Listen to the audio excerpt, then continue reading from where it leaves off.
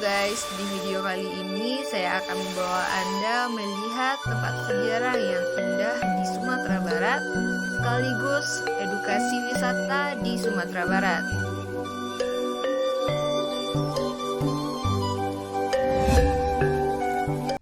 Untuk yang pertama ada Museum Aditya Warman. Sebenarnya bangunan ini belum terlalu tua, karena baru didirikan menjadi museum pada tahun 1974. Akan tetapi di dalamnya ada sangat banyak peninggalan sejarah yang sangat penting. Jika Anda ingin belajar tentang kebudayaan Minangkabau atau sejarah Padang, Anda dapat datang ke Museum Aditya Warman. Di sana terdapat banyak sekali dokumen dan arsip lama yang menjelaskan tentang Padang di masa lampau. Banyak yang bilang Museum Aditya Warman ini merupakan TMII-nya Kota Padang. Pasalnya ada begitu banyak sejarah yang bisa dipelajari di sana. Meski berstatus sebagai tempat bersejarah, Museum Aditya Warman dibangun dengan arsitektur yang menakjubkan. Berikut saya tampilkan kepada Anda keindahan dari Museum Aditya Warman.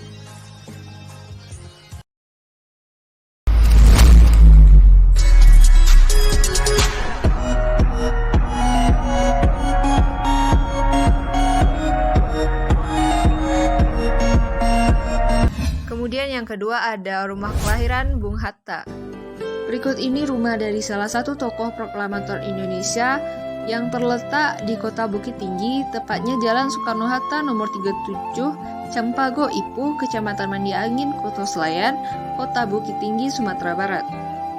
Rumah ini telah menjadi salah satu situs bersejarah yang masih sangat dijaga hingga saat sekarang ini.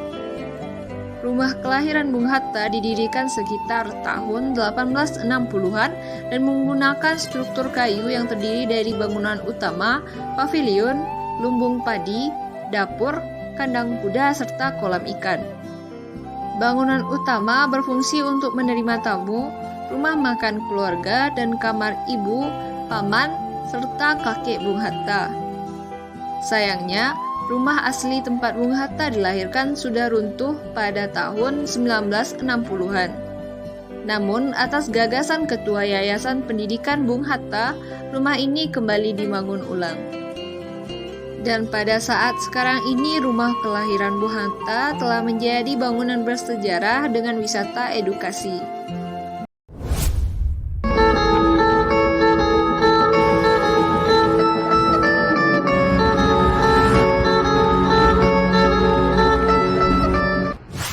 Untuk yang ketiga yaitu Istana Pagaruyung. Bergeser ke daerah Batu Sangkar, salah satu tempat yang juga cocok dikunjungi bersama keluarga adalah Istana Pagaruyung. Tempat ini memiliki banyak nilai historis karena sudah berdiri jauh sebelum Indonesia merdeka. Bangunan Istana Basa atau Pagaruyung yang khas dengan atap seperti tanduk kerbau menjadi ikon dari Istana Pagaruyung. Menurut sejarah, kerajaan ini runtuh ketika melakoni Perang Padri. Kemudian pemerintah membangun komplek untuk tempat tinggal keluarga kerajaan pada tahun 1976. Sekarang lokasi tersebut banyak dikunjungi sebagai tempat wisata keluarga.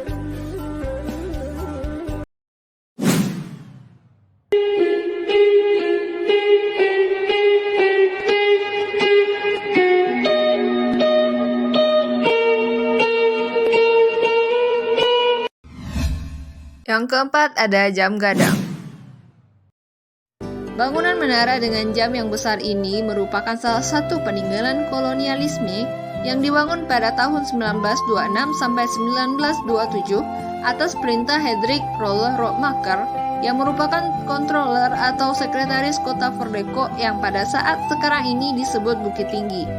Bertempat di pusat kota Bukit Tinggi, Jam Gadang telah menjadi ikon pariwisata yang paling terkenal di Bukit Tinggi.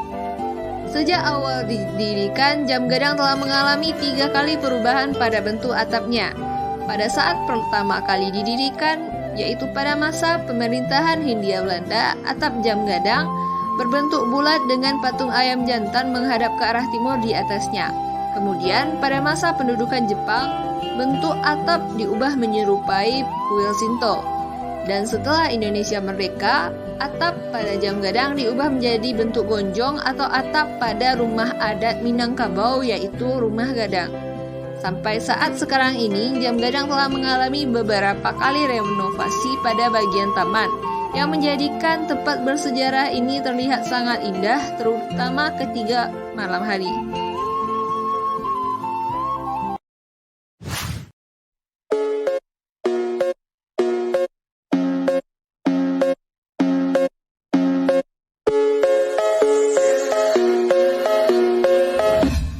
Dan yang terakhir yaitu Masjid Raya Sumatera Barat. Masjid Raya Sumatera Barat adalah salah satu bangunan masjid terbesar di Sumatera yang berlokasi di Jalan Khatib Sulaiman, Kecamatan Padang Utara, Kota Padang. Pada bentuk masjid itu sendiri, bagian atasnya menyerupai rumah adat Minangkabau.